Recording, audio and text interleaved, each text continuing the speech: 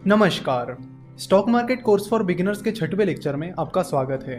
पिछले लेक्चर में हमने देखा था कि एंजल इन्वेस्टिंग, वेंचर कैपिटल और स्टॉक मार्केट में मेनली क्या डिफरेंस है, और हमने ये भी देखा था कि विवेक और योगेश की कंपनी जनरल कंसल्टेंसी ने तय कर लिया था कि अब उन्हें आईपीओ के जरिए फंड रेज करना है।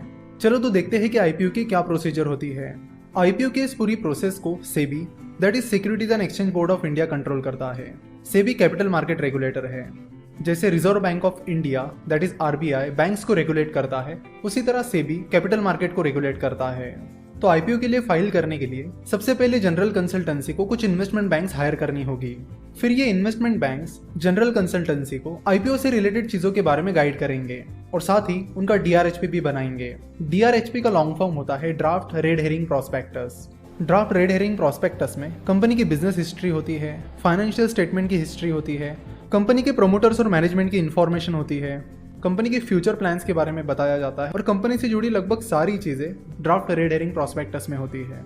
तो इन्वेस्टमेंट बैंक्स कंपनी को डीआरएचपी बनाने में हेल्प करते हैं और फिर ये डीआरएचपी सेबी के पास सबमिट किया जाता है।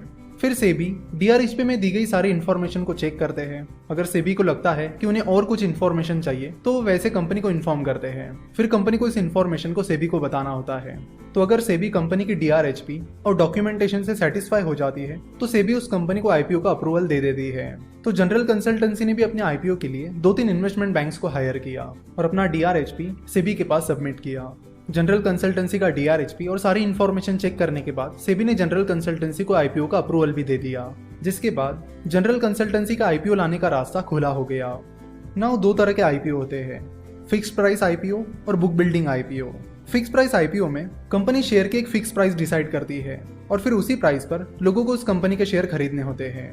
जैसे कि अगर किसी कंपनी ने अपने आईपीओ में शेयर की प्राइस 500 रुपए पर शेयर डिसाइड कर ली है तो जिन इन्वेस्टर्स को उस आईपीओ को सब्सक्राइब करना है उन्हें 500 रुपए पर शेयर की प्राइस पर उन शेयर्स को खरीदना होगा। आईपीओ का दूसरा तरीका है book building IPO. Book building IPO में कंपनी एक प्राइस बैंड डिसाइड करती है। चलो तो मान लेते हैं कि जनरल कंसल्टेंसी अपना IPO book building IPO process से लाने वाली है और कंपनी ने अपने आईपीओ की शेयर प्राइस 300 रुपए से 306 रुपए डिसाइड की है। तो जिन लोगों को जनरल कंसल्टेंसी के आईपीओ को सब्सक्राइब करना है, यानी जनरल कंसल्टेंसी के शेयर आईपीओ में खरीदने हैं, उन्हें 300 से 306 रुपए के बीच अपनी बिडिंग लगानी होगी और फिर जिस प्राइस पर सबसे ज्यादा बिडिंग आ जाएगी वो प्राइस फाइनल प्राइस हो जाएगी जिस पर सारे शेयर्स इशू किए जाएंगे। तो जनरल कंसल्टेंसी ने अपना प्राइस बैंड 300 से 306 रुपए रखा है। प्राइस बैंड में जो सबसे कम प्राइस होती है उसे फ्लोर प्राइस कहते हैं। तो यहाँ पर 300 रुपए प्राइस बैंड की सबसे कम प्राइस है, इसलिए 300 रुपए फ्लोर प्राइस है। प्राइस बैंड की जो सबसे ज्यादा प्राइस होती है उसे कैप प्राइस कहते हैं। यहाँ पर 306 रुपए प्राइस बैंड की सबसे ज्यादा प्राइस है, तो 306 रुपए को कैप प्राइस कहा जाएगा। आईपीओ जनरली 3 दिनों के लिए खुला रहता है, तो जनरल कंसल्टेंसी ने भी अपना आईपीओ 3 दिनों के लिए खुला रखा, जिसमें सबसे ज्यादा बिडिंग 306 रुपए के लिए आई, जो कि उस प्राइस बैंड की सबसे ज्यादा प्राइस थी। 306 रुपए पर सबसे ज्यादा बिडिंग आने की वजह से अब जनरल कंसल्टेंसी अपने शेयर्स 306 रुपए के प्राइस पर आईपीओ में बेच देगी। यहाँ पर जनरल कंसल्टेंसी ने अपने आईपीओ में पब्लिक से 1000 करोड़ रुपए उठाए और उसके बदले में कंपनी का 20% हिस्सा डाइल्यूट कर दिया, यानी उन 1000 करोड़ के बदले में कंपनी ने अपना 20% हिस्सा उन इन्वेस्टर्स को दे दिया। तो जिन लोगों ने कंपनी में इन्वेस्ट किया उन्हें कंपनी में हिस्सेदारी मिली और कंपनी को अपना बिजनेस बढ़ाने के लिए पैसा मिला।